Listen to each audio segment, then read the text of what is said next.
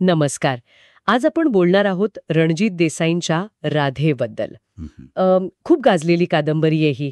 अनेकांच्या मनात घर करून राहिली आहे. आज आपण जरा खोलवर जाऊन बघूया त्यात काय काय महत्वाचं आहे ते. हो, अगदी. आणि राधेया म्हणजे फक्त कर्णाची गोष्ट नाहीये. खरं तर देसाई म्हणतात तसं, म्हणजे प्रत्येक माणसाच्या मनात एक कर्ण असतो. हाच विचार आहे मूळ. आणि रणजित देसाई आपल्याला माहितीये, कोल्हापूरचे लेखक. स्वामी श्रीमंत योगीसाठी त्यांना साहित्य अकादमी पद्मश्री पुरस्कार मिळालेत. त्यांनी ही कादंबरी लिहिली आहे 1973 मध्ये. साधारण 250 पानांची आहे. बरं, आपण सुरुवातीला ना या नावावरच बोलूया थोडं.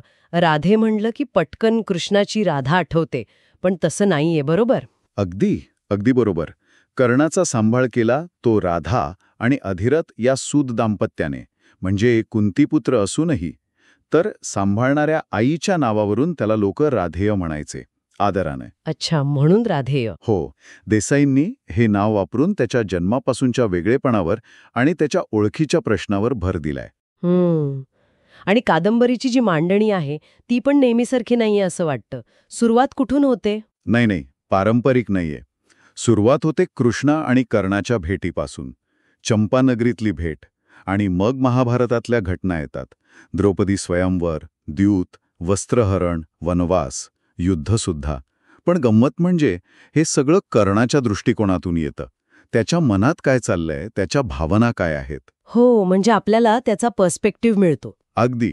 त्यामुळे नेहमीचा महाभारत वाचताना जो कर्ण दिसतो त्यापेक्षा हा वेगळा वाटतो, जास्त जवळचा वाटतो कदाचित. आणि याचमुळे मला वाटतं कर्णाची वेगवेगळी रूपं खूप छान उलगडली आहेत. म्हणजे एकीकडे तो रणांगणावरचा योद्धा आहे, कवच कुंडल दान करणारा, मित्रासाठी लढणारा. हो, तो तर आहेच.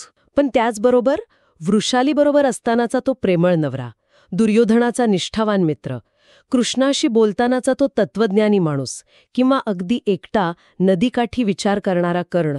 हे सगळं देसाईंनी खूप छान उभं केलंय. अगदी. आणि हे महत्वाचं आहे कारण त्याचा जो मूळ संघर्ष आहे ना, म्हणजे क्षत्रिय असूनही सूतपुत्र म्हणून जी वागणूक मिळाली त्याला समाजात, ती वेदना, तो उपेक्षित योद्धा का बनला, हा जो भावनिक भाग आहे तो खूप खोलवर परिणाम करतो. आणि मग प्रश्न पडतो की समाज आणि व्यक्तीची ओळख यांचं नातं काय असतं. बरोबर. मग त्याची मैत्री, त्याची वचनबद्धता, म्हणजे दुर्योधनासाठी सगळं पणाला लावणं, हे एकीकडे दिसतं. पण मग त्याच्या कर्तव्यातली गुंतागुंत पण दिसते. हो ना. धर्म काय, निष्ठा कुठे, आणि त्याचा स्वतःचा शोध, हाच तर कादंबरीचा गाभा आहे. म्हणजे जिंकणं हरण्यापलीकडचा संघर्ष आहे हा. अगदी. आणि काही वाक्य तर इतकी प्रभावी आहेत कादंबरीत, जी फक्त कथेपुरती नाहीत राहत, ती आपल्या आयुष्याबद्दल पण विचार करायला लावतात. उदाहरणार्थ? जसं की, जिंकल्यानं विजयानं पराक्रम सिद्ध होत नसतात, पराजय सोसण्यातही पराक्रम असतो. आता हे बघा, कर्णाच्या आयुष्याला किती लागू होतं हे. खरंय. किंवा माणसानं एवढं कीर्तिवंत व्हावं की त्याच्या माघारी त्याचं आसन बराच काळ तसंच मोकळं राहावं. त्याच्या मोठेपणाबद्दल बोलतं हे वाक्य. आणि हे जीवनाचे बंध तोडता येतात, तसे नियतीचे बंध तोडता येत नाहीत. त्याची हतबलता दिसते यात. अच्छा. आणि अजून एक, ढळलेली मनःशांती, हरवलेलं स्वप्न आणि गेलेला जीव प्रयत्न साध्य नसतो. म्हणजे काही गोष्टी आपल्या हातात नसतातच. खरंय. ही वाक्य ऐकल्यावर पण खूप विचार येतो मनात.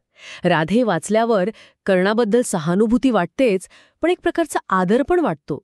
त्याच्या त्यागाची, त्याच्या दुःखाची जाणीव होते. आणि मग लेखकाने जे म्हटलंय सुरुवातीला की आपल्या आतच कुठेतरी एक कर्ण असतो, ते जास्त पटायला लागतं. हो. म्हणजे ही गोष्ट फक्त महाभारतातल्या एका पात्राची नाहीये, ती मानवी अस्तित्वाची आहे, त्यातल्या गुंतागुंतीची आहे. अगदी. आणि मग एक प्रश्न राहतोच मनात, नाही का, कादंबरी संपल्यावरही. देसाईंनी तो आपल्यासमोर ठेवलाय, पण उत्तर दिलेलं नाहीये. कोणता प्रश्न? की जर कर्णाला त्याची खरी ओळख आधीच कळली असती, समजा कृष्णानं किंवा कुंतीनं किंवा भीष्माने त्याला आधीच सांगितलं असतं, तर काय झालं असतं? महाभारताचं चित्र बदललं असतं का? त्यातले निर्णय, पात्र. हा विचार करण्यासारखा प्रश्न आहे नक्कीच. हो, तो आपल्याला कादंबरीच्या पलीकडे घेऊन जातो, नात्यांबद्दल, नशिबाबद्दल विचार करायला लावतो.